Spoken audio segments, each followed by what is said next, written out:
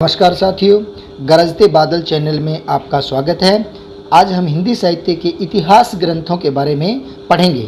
हिंदी साहित्य के इतिहास ग्रंथ। हिंदी साहित्य इतिहास लेखन परंपरा प्राचीन काल से चली आ रही है, जिनमें प्रमुख साहित्य के इतिहास निम्नानुसार हैं। सबसे पहले हम हिंदी साहित्य के इतिहास ग्रंथों में जब कल्पना करते हैं तो पहला इतिहास ग्रंथ आता है इस्तिवार द ला लिटरेचर एंदुई ए हिंदुस्तानी। ए हिंदुस्तानी भी कई जगह नाम आता है इसका, एंदुई हिंदुस्तानी ये नाम भी आता है। इसके लेखक हैं गारसा द तासी। यह पहला हिंदी साहित्य का इतिहास है जो फ्रेंच भाषा में लिखा गया था। आप इसको ये भी कह सकते हैं, हिंदी साहित्य का पहला इतिहास फ्रेंच भाषा में लिखा गया था। इसका प्रथम भाग 1839 ईस्वी में प्रकाशित होता है तथा द्वितीय भाग 1847 ईस्वी में प्रकाशित हुआ। मानिए दो भागों में प्रकाशित हुआ। काल विभाजन का कोई प्रयास इसमें नहीं किया गया था। हिंदी साहित्य के इस इतिहास में काल विभाजन का कोई प्रयास नहीं किया गया था। इसमें केवल कवियों का वर्णन, और वह वर्णन भी वर्ण क्रम के अनुसार किया गया था। यह हिंदी साहित्य का पहला इतिहास माना जाता है। हिंदी साहित्य के इतिहास का पहला इतिहास माना जाता है जो फ्रेंच भाषा में लिखा गया था। इसके बाद दूसरे इतिहास का जब नाम आता है तो शिव सिंह सरोज के द्वारा लिखा हुआ, शिव सिंह सरोज जो हिंदी साहित्य का इतिहास है, शिव सिंह सेंगर के द्वारा लिखा हुआ है, इसका नाम आता है। तो 1883 ईस्वी में प्रकाशित हुआ था।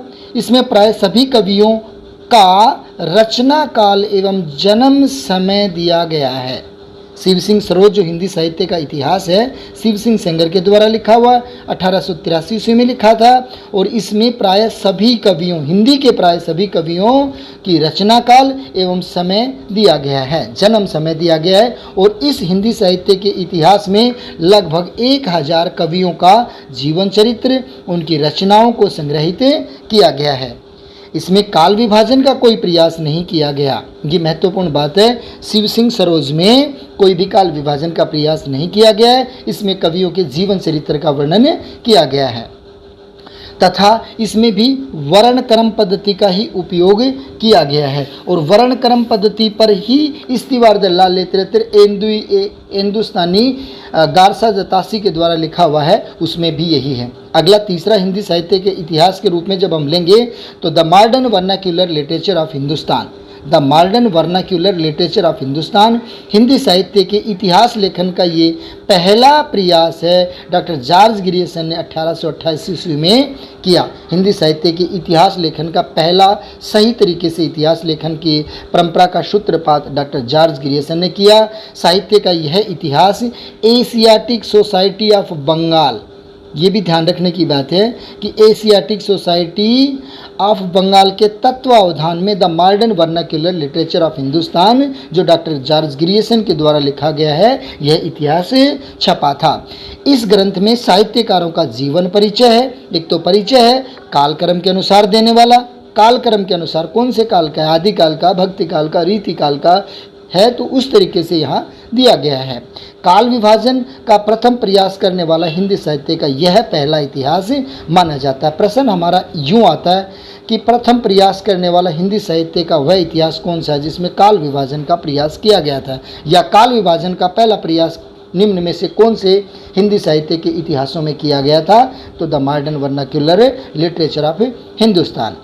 इसमें केवल हिंदी के कवियों को ही स्थान दिया गया है। ये सबसे बड़ी महत्वपूर्ण बात है कि डॉक्टर जॉर्ज ग्रियर्सन ने अपने हिंदी साहित्य के इतिहास the modern vernacular literature of Hindustan में केवल हिंदी के कवियों को ही स्थान दिया है। और यह जो ग्रंथ लिखा गया है ये अंग्रेजी भाषा में लिखा गया है। डॉक्टर जॉर्ज ग्रियर्सन ने ही सर्वप्रथम हिंदी साहित्य के भक्ति काल को स्वर्ण युग कहा है। एक ये महत्वपूर्ण बात है, ये इम्पोर्टेंट बात है कि हिंदी साहित्य के इतिहास में भक्ति काल को किस विद्वान ने स्वर्ण युग या स्वर्ण काल कहा है? तो डॉक्टर जॉर्ज ग्रियर्सन ने। प्रश्न इसको उल्टा भी करके दे सकता है, निम्न में से स्वर्ण युग किसने कहा है? तो डॉक्टर जॉर्ज ग्रियर्सन ने भक्ति काल को स्वर्ण काल कहा है।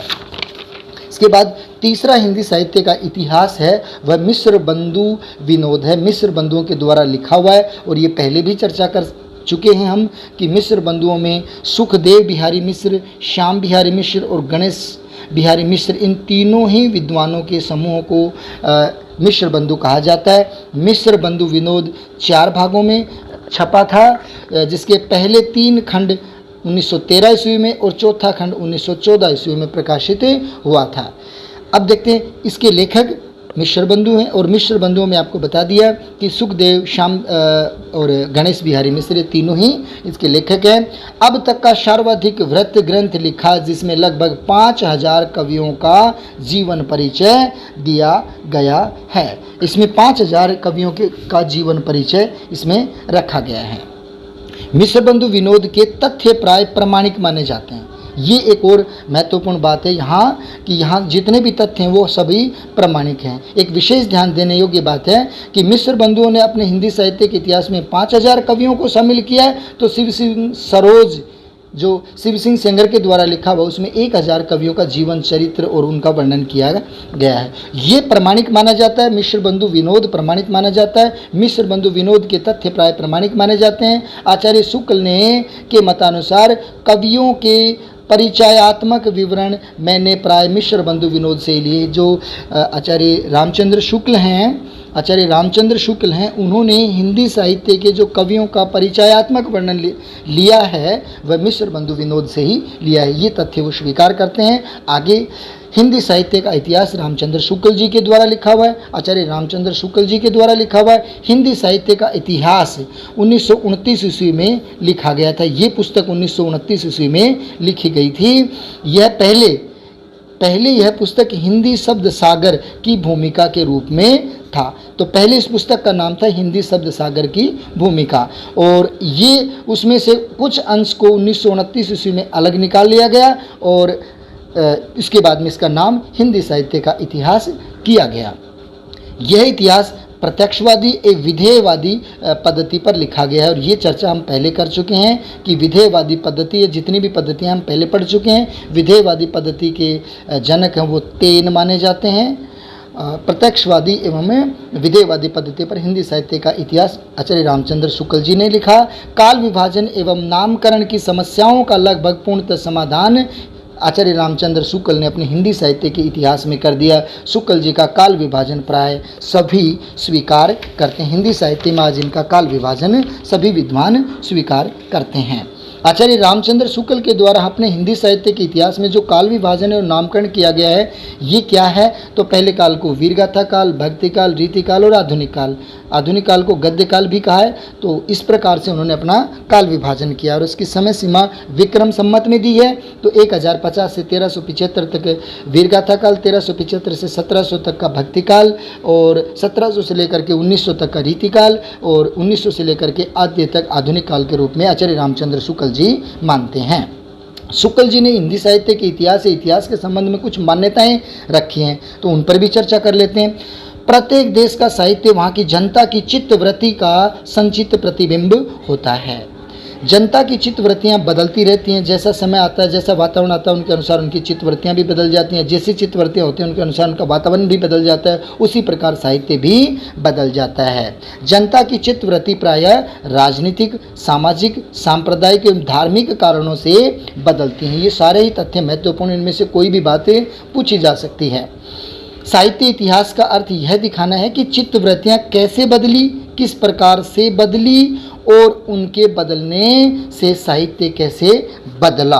तो ये 4 महत्वपूर्ण मान्यताएं थी जो आचार्य रामचंद्र शुक्ल जी की हिंदी साहित्य इतिहास को लेकर के रखी थी। अगला हिंदी साहित्य का इतिहास है, उसको हम लेंगे हिंदी साहित्य का आलोचनात्मक इतिहास। डॉक्टर राम कुमार वर्मा जी के द्वारा लिखा हुआ है, 1938 ईस्वी में प्रकाशित करवाया। इस साहित्य के इतिहास में भक्ति काल तक की विवेचना की गई है। इसमें केवल भक्ति काल तक की ही विवेचना की गई है हिंदी साहित्य के आलोचनात्मक इतिहास में।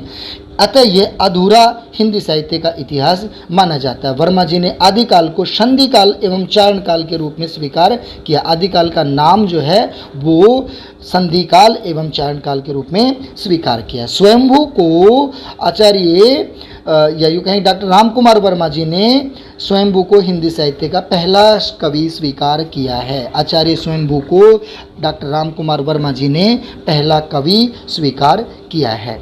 और इनके अलावा अब 3 हिंदी साहित्य के इतिहास हैं, हिंदी साहित्य के इतिहास से संबंधित हैं, जो आचार्य हजारी प्रसाद द्विवेदी के द्वारा लिखे हुए हैं। उनमें पहला हिंदी साहित्य की भूमिका, हिंदी साहित्य का आदिकाल, हिंदी साहित्य का उद्भव एवं विकास, ये तीनों ही ग्रंथ आचार्य हजारी प्रसाद द्विवेदी जी के द्वारा लिखे हुए हैं।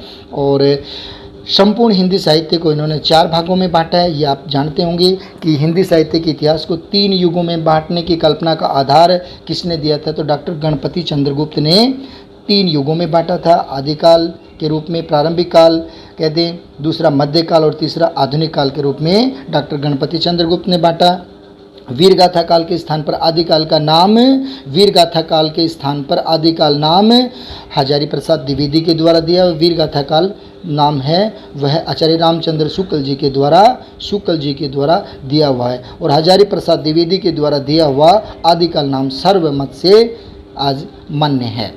अन्य महत्वपूर्ण इतिहास ग्रंथों के बारे में जब हम चर्चा करेंगे तो उनमें हिंदी साहित्य का वैज्ञानिक इतिहास, हिंदी साहित्य का वैज्ञानिक इतिहास जो डॉक्टर गणपति चंद्रगुप्त ने 1965 ईस्वी में लिखा। हिंदी साहित्य का आधा इतिहास सुमन राजे ने लिखा, ये इंपॉर्टेंट है, कई बार पूछा जा चुका है। हिंदी साहित्य का इतिहास डॉक्टर नगेंद्र ने इनका संपादन किया है। और हिंदी साहित्य का दूसरा इतिहास, ये भी इंपॉर्टेंट है, डॉक्टर बच्चन सिंह के द्वारा लिखा हुआ। और हिंदी साहित्य का संक्षिप्त इतिहास विश्वनाथ त्रिपाठी जी के द्वारा लिखा हुआ है। तो उम्मीद करता हूँ आपको ये हिंदी साहित्य के इतिहास से संबंधित बहुत ही कम समय में बहुत ही महत्वपूर्ण इतिहास ग्रंथ आपके सामने रखें, आपको पसंद आए होंगे। आप इसी प्रकार से वीडियो पर लगातार बने रहें। धन्यवाद। Thank you.